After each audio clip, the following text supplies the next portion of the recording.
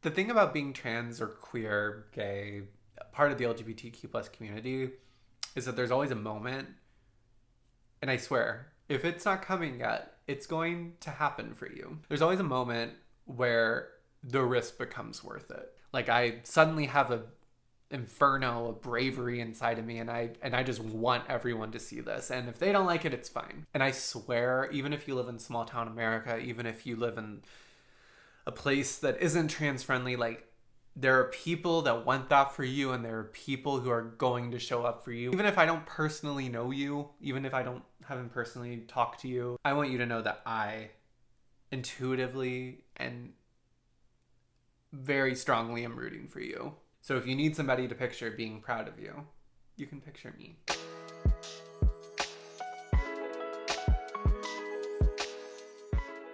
Hey y'all, welcome to Clove Room. Welcome to day 2 of Clovemas. I hope you're having a very happy or a very merry Clovemas or whatever holidays you may or may not be celebrating. I am pretty psyched for today's video for, well, 2 main reasons. I'm about to say for endless reasons, which I guess is true too.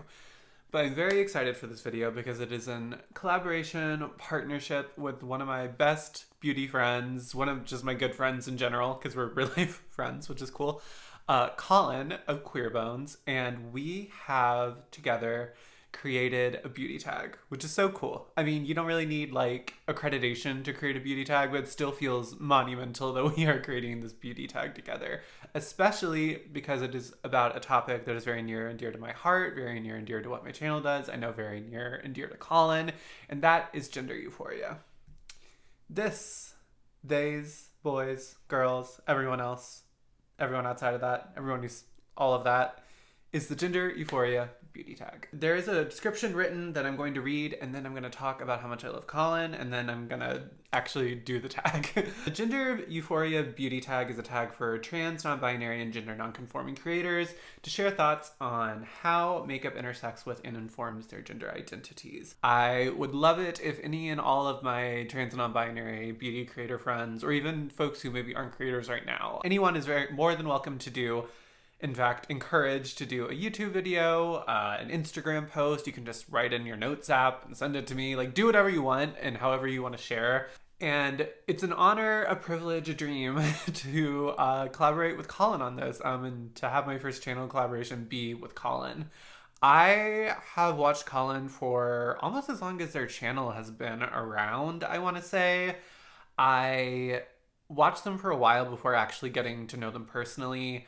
They I feel like are like kind of the they them czar of a makeup tag. They do a lot of tags. I'm like, I've never even heard of that tag, but it's cool. And I actually started to like chat and become friends with them when I did a tag, because they did a tag.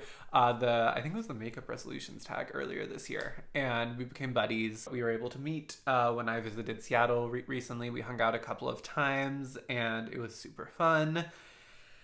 I don't know, I just adore Colin. I know so many of y'all are already subscribers and huge fans of Colin's work, but if not, you're missing out. And even if you are, I'm just gonna, sing their praises. They do wonderful, super analytical, very thoughtful content. A lot of the times it's around indie makeup or luxury makeup, specifically eyeshadow palettes. They are a very big lover of eyeshadow.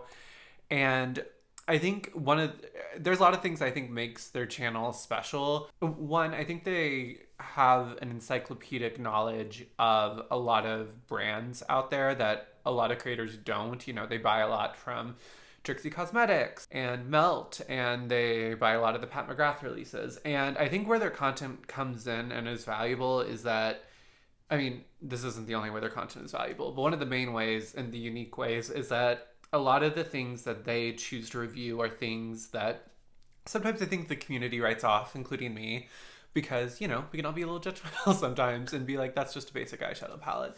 And they're really good about coming in, being analytical, and being like, yes, it's a basic eyeshadow palette, but, this is a basic eyeshadow palette that could work for a lot of people. They were maybe one of the only people who gave, like, that Kosas palette that came out recently, like, a fighting chance. Like, I feel like a lot of us were just, like, garbage trash. And they did a whole review of it where they're very open-minded and were like, I mean, listen, like, there's a basic girl who walks into Sephora and this is kind of what they want, right? And, that's not always my perspective, but I think it's such a valuable perspective to have in the community. Also, they're just like a rad NB person. They have done content sort of similar or in the same sort of cultural vein as this. One of my favorite videos they've done is the one where they share their personal gender journey. That certainly made me feel very seen. I just love and adore Colin, and I love and adore that we're friends, and they're awesome. So I know most of you have, but if you haven't, please go check out Queer Bones. Please go subscribe and enjoy, because you have a lot of content to watch. And now we can get into the Gender Euphoria Beauty Tag.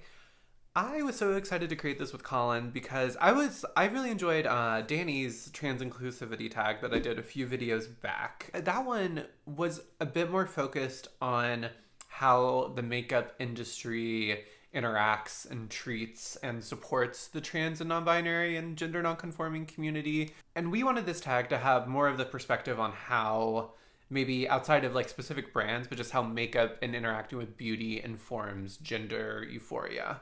For those who aren't aware, gender euphoria is this high, this feeling that can come with feeling like, wow, I feel very much myself, and I feel like I'm being who I was designed to be, who I feel like I am in my bones, and it's a lot of times due to connection with gender representation, whether that be feminine, whether that be androgynous, masculine, etc., etc. And anyone, like I said, can experience gender euphoria.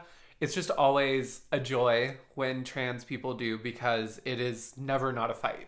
You know, I mean, as we've seen in the United States and all over the world, trans people are more, it's this tough juxtaposition of being more visible than ever and also more under attack than ever. And I'm not going to get too into that in this video, but if you're like, why is this so important? It's important because it's important to focus on trans joy. I'm moving with my hands a lot, but I'm very passionate. It's important to focus on trans joy. But I'm getting too far into it. I need to actually do the tag. Sort of question 0, but we have on here just introduce yourself, name and pronouns. Also, if you are comfortable, feel free to share how you identify, i.e. trans, non-binary, gender non-conforming, etc. So my name is Cam, for those of y'all who don't know me. I may have some new viewers because Colin. Thank you if you are here. I hope you enjoy this video. And I use they, them pronouns. I try to put my pronouns at the beginning of every video just as a reminder. And I identify as trans non-binary. And to get more into that, I identify as trans femme or trans feminine while also still being non-binary or NB. I had such a struggle, and I'm going to try to make this short because we're not even into like the real questions of the tag, but I had such a struggle when I came out because I didn't think there was a real label for me. And to some people, labels aren't important, and that's amazing, but it felt a little confusing and lonely because I knew what I was feeling was really intense, but it felt like I wasn't a binary trans woman, so I didn't want to transition from man to woman. I, sort of went through that exercise of like, okay, what if I'm a trans woman? And that didn't feel quite right. I also definitely did not feel like a cis man. And it was very confusing. And I remember one day I was just reading stuff online, and I was kind of identifying as non-binary, but I was like, I feel like I lean so feminine, and I love just expressing my feminine gender identity so much that non-binary doesn't feel right too. And lo and behold, you can be both. You can feel like you're trans, so you're not the gender that aligns with the sex you were assigned at birth, but you can also feel like being either, trans masculine or trans feminine. And me, I'm trans feminine. I feel like feminine gender expression, and whatever that means to you, to me it means makeup and accessories and more technically women's fit clothes, but we all know that clothes are for everyone, of course, but just using the typical American descriptions for clothing. That feminine gender expression was so key and so informative of my identity, but I don't feel like my gender is of the binary. And I know that can maybe be confusing, so I'll try to put a link below about being trans non-binary, but it's really just combining those two worlds, and I don't exist in the traditional gender binary, but feminine gender expression is so key to who I am. So that's why I identify as trans femme, non-binary. And then getting to the actual questions. Question 1, what role has makeup played in your gender journey? Makeup has played a huge role in my gender journey.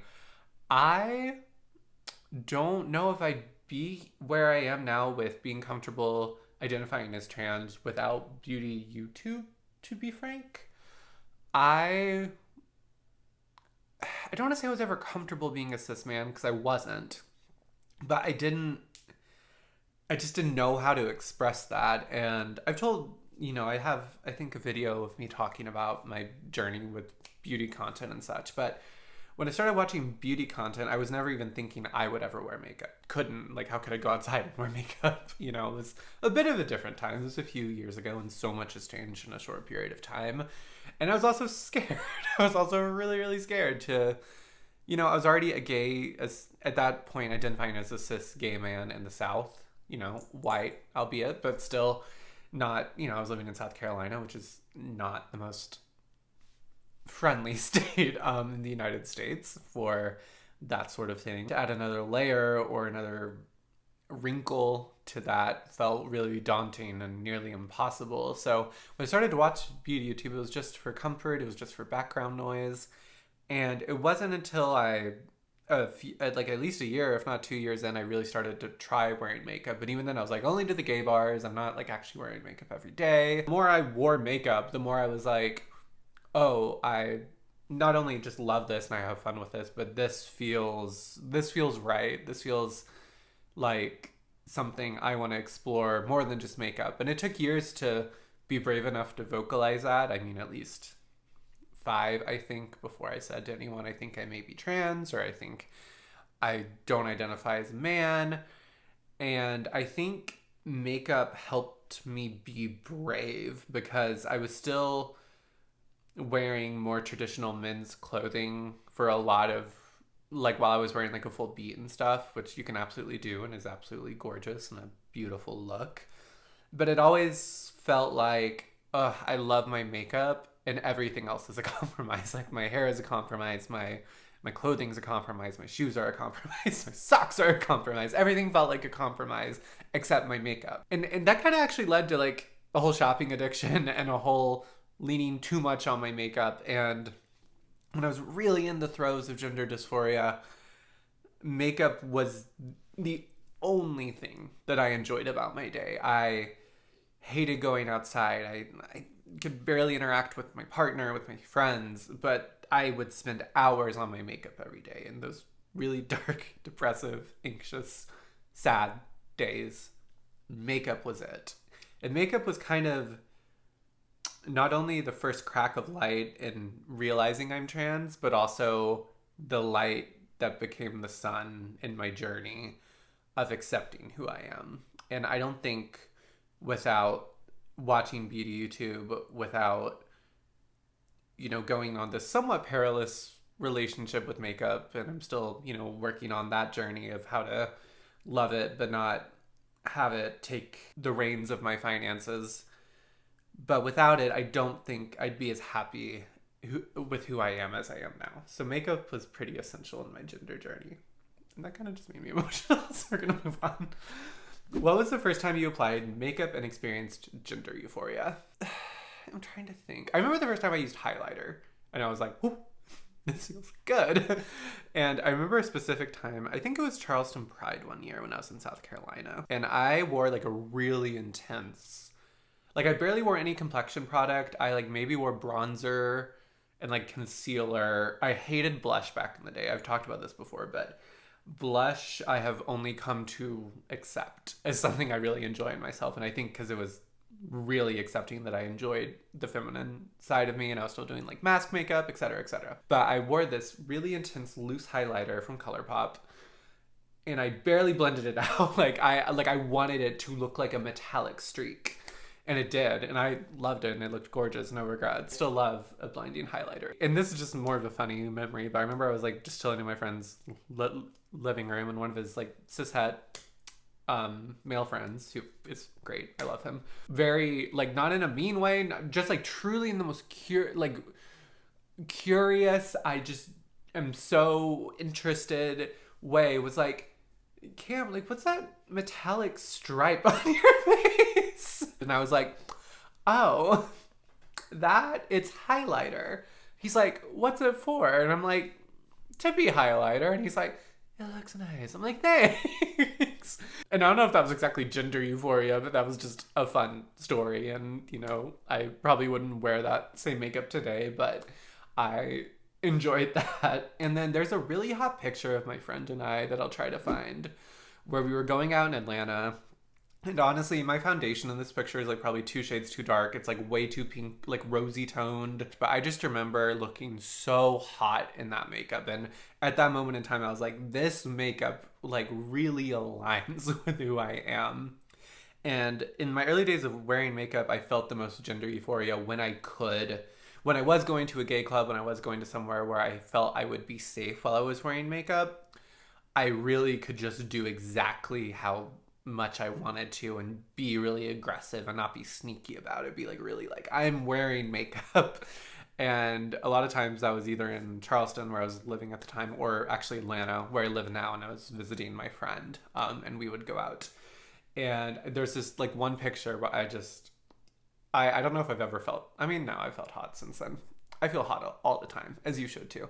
But it's just this one picture where I just remember being like, yeah, like this feels really, really good. How has your makeup style aesthetic changed over time? I mentioned blush. I am now into blush. I love blush. I love pinky blushes. I never thought I would love pinky blushes. I really evolved in how much blush I was willing to wear. I remember I was really on the HLP train of wanting like old gum brownie blushes because it felt the most masculine and the least feminine. Now, again, I talked about my last video. I'm like almost to the point where I want like that cold girl berry blush, which I never thought I would want for myself. I used to only wear matte eyeshadows. Again, I think that was like a preference thing at the time, but again, wanting to be a little bit more mask in my representation and being really uncomfortable with any sparkle on my eyes, especially because it would get down to my complexion and I would just kind of feel like glitter tears, Edward Cullen vibes, which I wasn't really into. I am more willing to maybe look a little imperfect or like make mistakes. I think I used to be so careful about like, all right, if I'm going out in public in makeup, like it has to look incredible. And like, I still want to look incredible. And I still, that's still something I like to look, but I think I'm more willing now to be like, if I get some fallout, it's fine. If I end up not loving how my complexion turns out by the end of the day, there's always tomorrow. I'm really a lot more forgiving with myself now. Experimenting with color a little bit more. I used to really, again, only like the murky greens, the murky olives. I really love lavender eyeshadow and purple eyeshadow. Back in the day, I would never wear those tones, but now they're what make me feel the most confident. So that's a way my makeup aesthetic has definitely changed over time too. I used to wear my facial hair, so I would like want it to like grow out, and I kind of had like it along my chin here, and then I would have like a mustache, and I was just much more masculine in my presentation. Now I am completely clean shaven every day. I'm very dysphoric about my facial hair, so the way I wear complexion makeup has changed, because I used to really wear like barely any coverage, and like some days I still just wear like the Glossier skin tint, but I usually want more coverage of my beard and my facial hair. So that has definitely changed the way I do my makeup as well. Is there a particular product or step in your routine that you find gives you euphoria, or is it the whole process? I think it's both. I think highlighter always gives me euphoria. I love a pretty bold highlighter. I think some definition on the eyes always helps. I really love cheek products now. I really love having a more dimensional cheek like Khaki Review's Beauty does. I used to really just be like, all right, I'm going to put one thing on my cheek, but now I'm like layering creams and liquids. And like when I step back, I'm like, ooh, I love the dimensionality that gives my face. I love the sort of complexity that gives my face. I really love just the power of makeup. I'll sometimes wake up and like kind of have a bad day with dysphoria and feel like, ooh, I just look like such a man some days, you know, some of the harmful things that we can say to ourselves when we're trans. I'll do my makeup and I'm like, oh, I feel so much more like myself. And I think sometimes people are like, you're using makeup to change who you really are. And it's like, no, I'm actually using it to strengthen who I am. Like these products are like a real path toward me being my actual self. And it's not about tricking or tricking anyone or being inauthentic. It's about there's things that I wasn't born with that makeup can allow me to have. And it's really cool. So I would say probably more of the whole process. It's a little bit tough to pinpoint just like one step. Has applying makeup or consuming beauty content ever made you feel dysphoric? Yeah. I think so. I mean, again, most of the time it's more euphoric. It's more euphoria. I talked about my facial hair. My facial hair gets really tricky because there are times, not every complexion product looks good over it. And sometimes, you know, I've gone through periods where I've tried to color correct with a really intense, like pure peach color corrector. And on my skin tone, it just ends up looking like I have a peach beard and the rest of my face is a lot lighter. So I've found ways to like kind of work around that and more just like use concealer on it or use like a more peachy toned concealer for my skin tone. Wearing this more masculine grungy tones, I think it just reminds me of how I used to do my makeup when I did identify as a man. And I'm just like, that doesn't feel good anymore. It doesn't feel good. And I try not to judge myself for that, you know? I try to accept it and move on and be gentle with myself. Where do you find inspiration? Think other beauty creators, artists, celebrities, movies, music, nature, etc. I find a lot of inspiration, I mean, on Instagram. One of my favorite accounts and people on Instagram is Maeve Gender.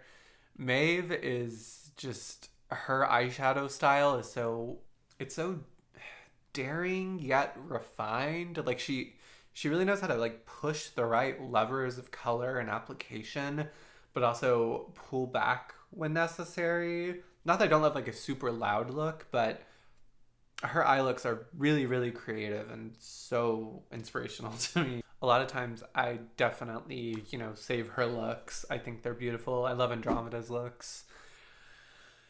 And I mean, I love Ivy's looks. I mean, a lot of times it is specific accounts, but a lot of times it's, you know, I see an Instagram post and I'm like, oh, I love that they did red eyeshadow. Tomorrow I want to do red eyeshadow. So I kind of tuck that away. Or another place of inspiration that I would maybe love to do some content on is art museums and just looking at art.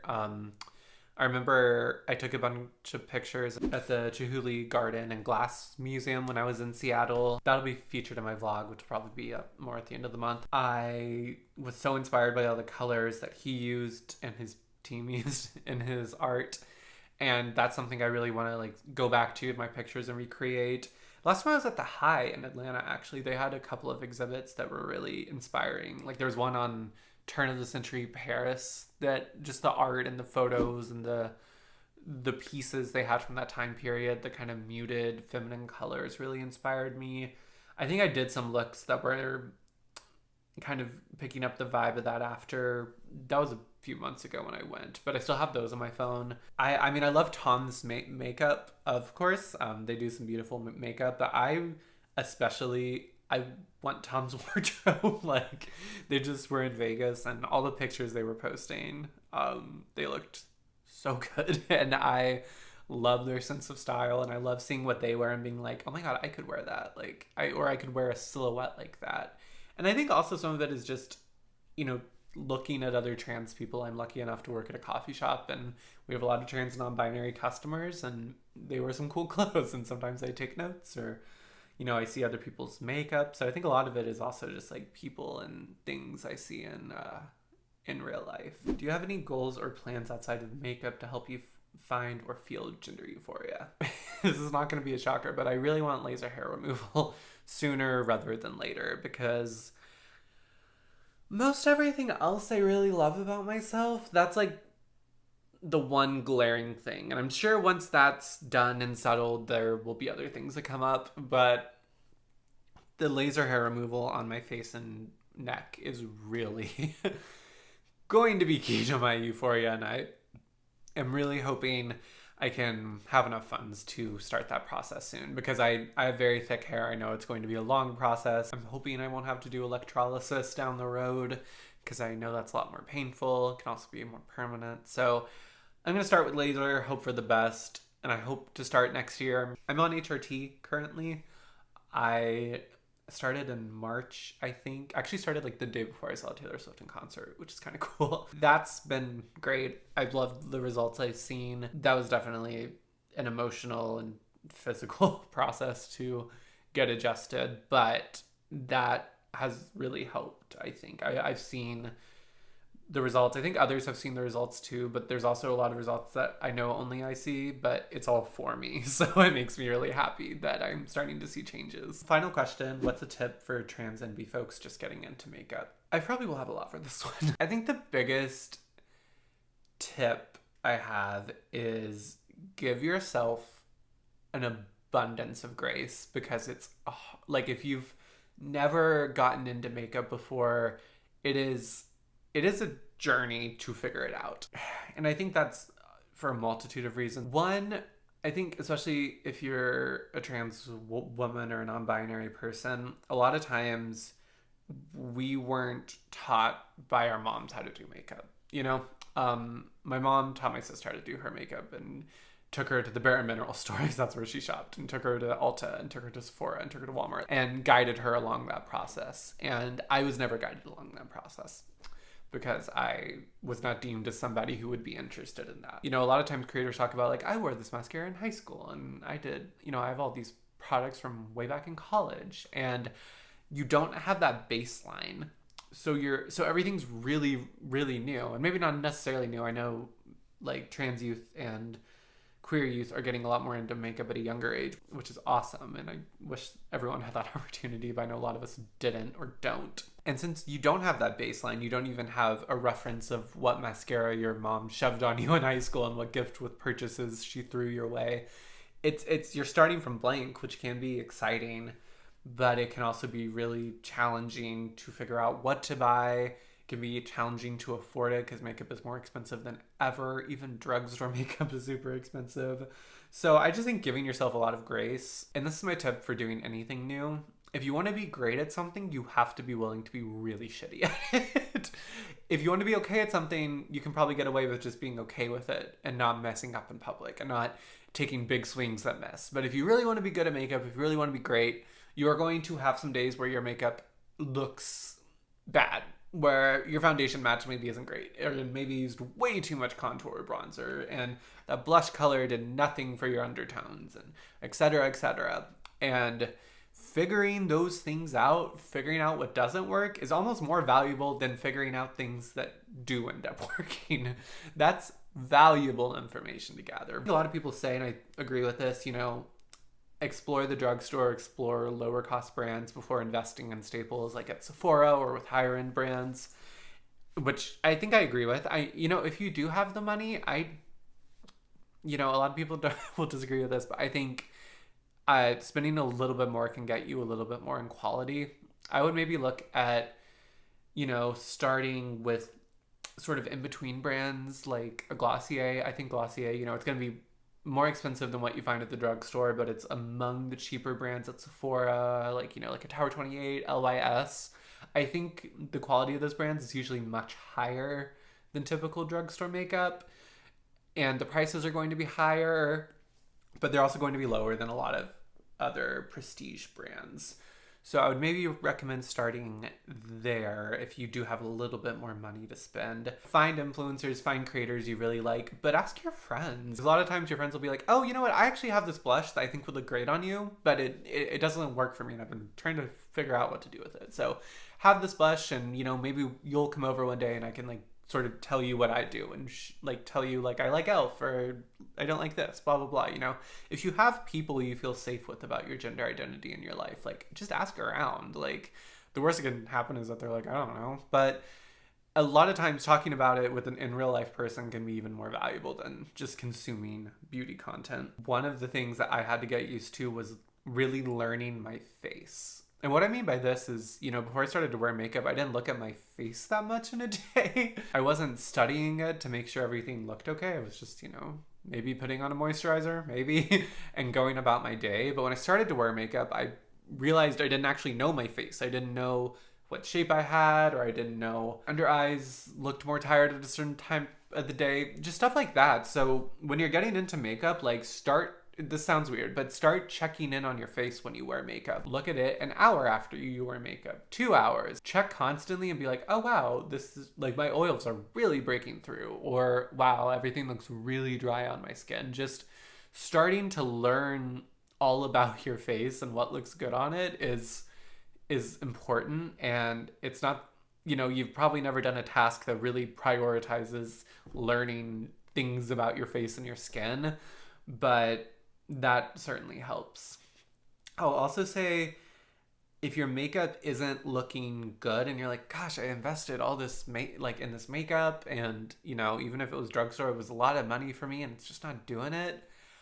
A lot of times makeup can only go so far if your skincare isn't really dialed in. And I'm not saying like a 12-step skincare routine or anything crazy, but more than anything, you need a pretty good cleanser. You can find that at the drugstore, honestly. And you need a really good moisturizer. Personally, this is only a specific product recommendation I'll give, and not everyone can get this. I think it's only US, Canada, Australia, maybe? I don't know where else Phytosurgeon ships. But the Phytosurgeon's Verdant Force Field. If you are just like, I just don't want to spend a lot of time on my skincare. It's a little bit more expensive of a moisturizer than you'll find at the drugstore. Not by much though. That moisturizer works incredible for nighttime and daytime on me. I have drier skin and I can get away with just using that, and it works incredible as a makeup priming step. I like to use that as a moisturizer than use separate primers, but again, I've invested a lot more in my makeup collection than you may be willing to now. I think that's like maybe the only very specific product recommendation where I'm like, I am 99% sure this moisturizer is going to work beautifully for you and it's going to be a really versatile product. And once you have a better skincare routine and really, like I said, just a moisturizer and, maybe some micellar water and a cleanser that you're using every day, you're going to see a bounty of difference in your makeup application. I mean, even just switching my moisturizer to Verdant Force Field, and this was after I've had a skincare routine for a while, complexion products that I thought looked bad on me suddenly started to work. I mean, that's what a good moisturizer will do. So maybe even instead of investing heavily in Sephora brands for makeup, I would just make sure you have a really great moisturizer, and it's going to make the rest of makeup look a lot better. Bravery is taking a step forward. Bravery doesn't have to be going out all the time in a full face of makeup if you're really uncomfortable and scared. I get it. It's scary to defy these bullshit society gender binaries. And I get being frustrated with yourself that you're like, why? Like, I don't even believe that I shouldn't be allowed to wear makeup, but I'm scared to go in certain places in my town, and I'm scared to do certain things in makeup, and I'm scared to wear it in front of my parents because I don't want my mom to argue. There's so many complexities, and I get it. And I just remember, a step forward is a step forward.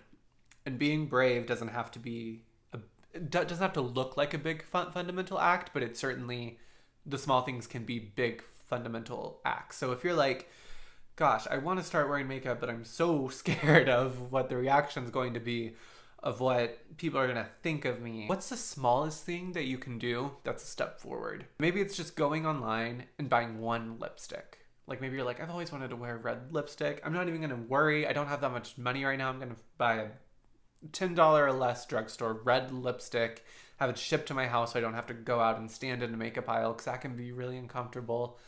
And I'm just going to wear it for myself. I'm going to put it on in the bathroom and I'm going to take it right off. Make sure you have micellar water to take it off. But I'm going to take it right off. And that's incredible. You don't have to go show the world yet. You just did that for yourself, and that's amazing. And what can you build on that? Maybe your friend comes over and you're like, I want to wear makeup. And, they're the friend you trust with all of your trans stuff. And maybe you start going out to certain places where you feel more comfortable. I know for me, I would go to coffee shops. That's a big reason why I'm in coffee now, is coffee shops have always been a place where I typically can be myself.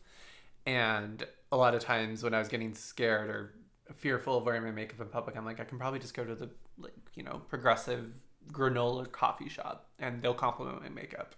Because baristas, we love to compliment your makeup, especially if we can tell that maybe you're a little nervous about your expression, or maybe it's like the first time you've done this. Like, we will give you compliments galore. So maybe you're like, okay, I'm gonna wear that lipstick to a coffee shop that I know is really progressive. And then maybe you just build from there. But you can do really small things, and you can be like, gosh, I don't ever see myself being brave enough to wear lipstick, or like wear lipstick or wear a full beat outside because of where I live. It's scary, and I get it again.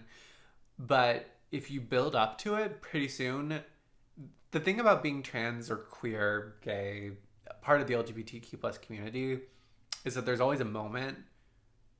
And I swear, if it's not coming yet, it's going to happen for you. Now I'm getting kind of emotional. There's always a moment where the risk becomes worth it. Where you're like, if I don't do this, and I don't care what people are going to say, and I suddenly have a inferno of bravery inside of me, and I just want everyone to see this. And if they don't like it, it's fine. And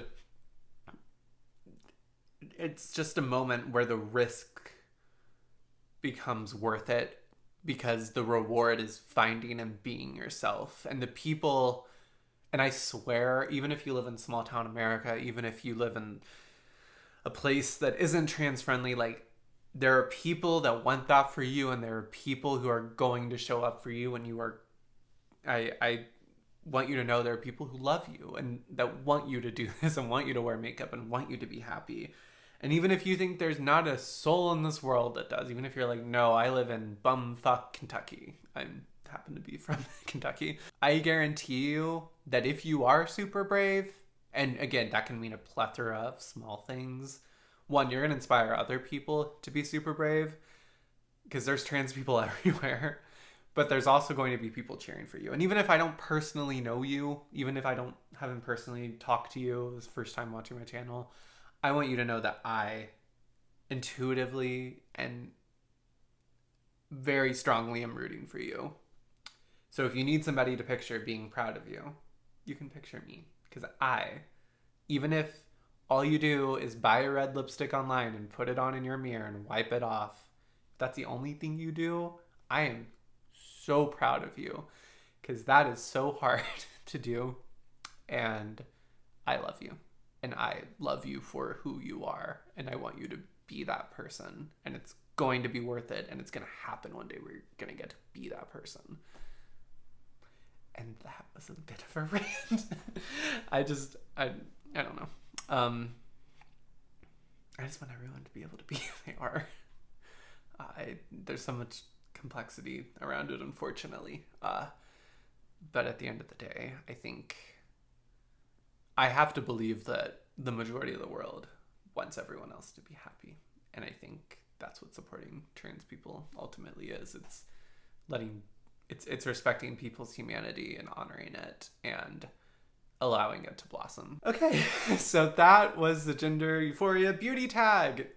Thank you again to Colin for collabing with me on this. What a special and beautiful project. Colin, you are a special and beautiful person. Everyone go check out Queer Bones if you haven't already, or if you haven't watched their take on this video. I'll have it obviously linked below. Please go watch it. I would love for you to do this tag, whether it's just in my comments, maybe you make a YouTube video, maybe you do an Instagram post, whatever. Please tag Colin and I. I'll have all the questions posted below. Let me know if you have any questions. I hope you enjoyed this video. Thank you so much for watching. Thank you so much for being here for Clovemas. We're gonna have a lot more content on gender identity, also some unconscious consumerism, also just some stupid holiday content, because sometimes it's fun to be stupid. I think that's a fundamental part of the trans identity. And this tag really lifted my spirits today. Thank y'all so much for watching. And oh, and I need to tell you to, subscribe if you haven't already. Please like, it helps me a lot in the wild west of the YouTube algorithm. And just thanks so much for being here. It's been an honor and a pleasure. Bye, y'all.